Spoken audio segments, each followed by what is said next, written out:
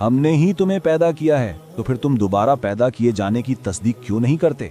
जरा सोचिए इस बात पर। ये कोई आम जुमला नहीं है, ये वो बुनियादी सवाल है जो सीधा इंसानी वजूद पर चोट करता है। अगर हमारी पहली तख्लीक एक हकीकत है तो दोबारा जिंदा किए जाने पर शक कैसा? बस यहीं से शुरू होता है हमारा आज का ये तज्जिया। तो चलिए बिना वक्त ज़ाया किए सीधा मुद्दे पर आते हैं। आज हम सूरा अल-वाक़िया के अंदरूनी ढांचे यानी उसके स्ट्रक्चर को डिकोड करेंगे। ये तज्जिया सैयद कुतुब की मारूफ तफसीर फी ज़िलाल अल-कुरआन के एनालिटिकल फ्रेमवर्क पर मबनी एक इन्फोग्राफिक से अख़ज़ किया गया है। हमारा मकसद यहाँ किसी जज्बाती बहस का हिस्सा बनना नहीं, बल्कि मुकम्मल गैर जानिबदार रहकर सिर्फ उस ढांचे और दलील को वाज़े करना है जो इस टेक्स्ट में बहुत ही मंतकी अंदाज में पेश की गई है। आइए जल्दी से आज के ब्लूप्रिंट पर नजर डालते हैं।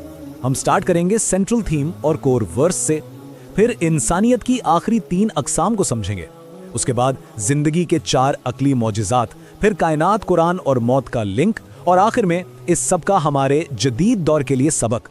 तो शुरू करते हैं पहले हिस्से से, मरकजी मजमून और मरकजी आयत। ये इस पूरे स्ट्रक्चर की बुनियाद है। अब इस सोर्स इन्फोग्राफिक को देखें, ये किसी जबरदस्त माइंड मैप से कम नहीं। इस पूरे चार्ट का मेन आइडिया क्या है? आखिरत के कॉन्सेप्ट को किसी मुश्किल फिलोसॉफिकल बहस से नहीं, बल्कि हमारी आम रोजमर्रा की चीजों से साबित करना। आयत नंबर 57 इस पूरे मैप का दिल है। ये वाज़े दावा करती है कि भाई जब किसी को पहली बार पैदा करना मुमकिन था तो दूसरी बार क्यों नहीं? पूरा चार्ट इसी एक लॉजिक के इर्द गिर्द घूमता है और इसे साबित करता है। आगे बढ़ते हैं दूसरे हिस्से की तरफ। इंसानियत की 3 अक़साम जो कायनात के एक अजीम तबाही के बाद सामने आएंगी। सोर्स चार्ट वाज़े करता है कि इस टेक्स्ट की शुरुआत आयत 1 से 11 में द कॉस्मिक क्रैश से होती है, यानी इस पूरे मादी निज़ाम का मुकम्मल खात्मा। इसे कोई छोटा मोटा वाक़या मत समझिएगा, ये एक ऐसी हतमी तब्दीली बताई गई है जो यूनिवर्स के इस मौजूदा सिस्टम को हमेशा के लिए रोक देगी, और यही वो टर्निंग पॉइंट है जो पूरी इंसानियत को हमेशा के लिए तकसीम कर देगा। अब सवाल ये है कि ये तकसीम होगी कैसे? चार्ट इसकी तफसील देता है कि कायनात की इस तब्दीली के बाद तमाम इंसान सिर्फ और सिर्फ 3 कैटेगरीज में बांट दिए जाएंगे। पहले साबिकुन, यानी वो जो सबसे आगे निकल जाने वाले हैं, दूसरे दाएं बाजू वाले, और तीसरे बाएं बाजू वाले जिन्हें मुजरिम का दर्जा दिया गया है। ये 3 आखिरी और हमेशा रहने वाले दर्जे हैं। दोनों ग्रुप्स के अंजाम का फर्क वाकई हैरानकुन है। टेक्स्ट आयत 12 से 56 तक बताता है कि पहले 2 दर्जों के लिए आलीशान महल, नहरें और बेशुमार नेमतें हैं, लेकिन इसके बिल्कुल बरक्स चार्ट खास तौर पर वाज़े करता है कि बाएं बाजू वालों, जिनमें अमीर अशराफिया और मगरूर लोग शामिल हैं, उन्हें सख्त तरीन सज़ा मिलेगी, जैसे खौलता हुआ पानी और कांटेदार थोहर। ये अंजाम का अजीम फ़र्क दरअसल इस निज़ाम की सख्ती और इंसाफ को दिखाता है। अब आते हैं तीसरे हिस्से पर, जिंदगी के 4 अक्ली मौजज़ात। यहाँ स्केल अचानक यूनिवर्स से शिफ्ट होकर हमारी आम रोज़मर्रा जिंदगी पर आ जाता है।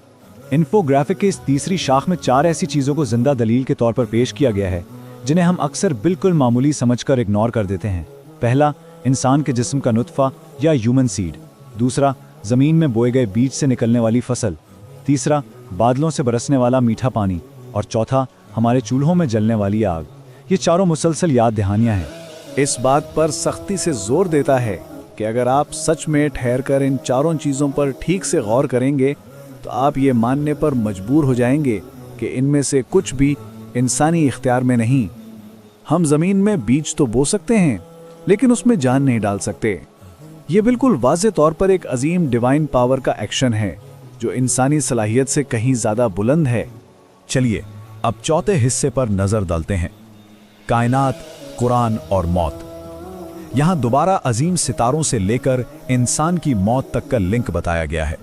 आयत 75 से 82 तक एक ऐसी जबरदस्त कसम का जिक्र है जिसका पैमाना ही सोच से बाहर है। इसे द कॉस्मिक ओथ कहा गया है। सोर्स दर्ज करता है कि सितारों की गर्दिश और उनकी ऊंची पोजीशंस की कसम खाकर यह साबित किया गया है कि यह कुरान एक बिल्कुल महफूज और सच्चा कलाम है जो पूरे आलम के रब की तरफ से है।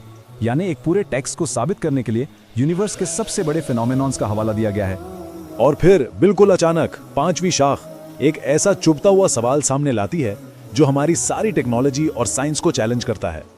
सवाल सिंपल है, क्या एडवांस से एडवांस्ड मेडिकल साइंस किसी निकलते हुए रूह को रोक सकती है? ये वो फाइनल बाउंड्री है जहां आकर इंसानी ताकत और इख्तियार मुकम्मल तौर पर दम तोड़ देते हैं। चार्ट में आयत 83 से 96 के हवाले से मौत का जो मंजर पेश किया गया है वो वाकई होश उड़ा देने वाला है। सोचिए, एक कमरे में एक शख्स की जान निकल रही है, उसके इर्द गिर्द बेहतरीन डॉक्टर्स हैं, रोते हुए घर वाले हैं, लेकिन उस वक्त वो सब के सब बिल्कुल बेबस हैं। जाती हुए रूह को वापस लाना किसी इंसानी कोशिश के बस में नहीं, और उस आखिरी लम्हे में वो शख्स अकेला अपना अंजाम उन्हीं 3 दंजों में खुद देख रहा होता है। अब बढ़ते हैं अपने आखिरी और 5वें हिस्से की तरफ। ये इस पूरे तज्जिए को सीधा हमारे आज के दौर से जोड़ता है। देखें आज हमारी टेक्नोलॉजी कहां से कहां पहुंच गई है। क्लोनिंग, एडवांस लैब्स, आईसीयूज और वेंटिलेटर्स को देखकर गुमान होता है जैसे हमने नेचर को जीत लिया है, लेकिन इन्फोग्राफिक इन दोनों चीजों को आमने सामने रखकर एक पॉइंट क्लियर करता है। इन सब के बावजूद फंडामेंटल हेल्पलेसनेस आज भी वहीं की वहीं खड़ी है। इंसान आज भी जमीन में बीज से जान नहीं डाल सकता, आसमान से खुद मीठा पानी पैदा नहीं कर सकता और मौत को पलट नहीं सकता।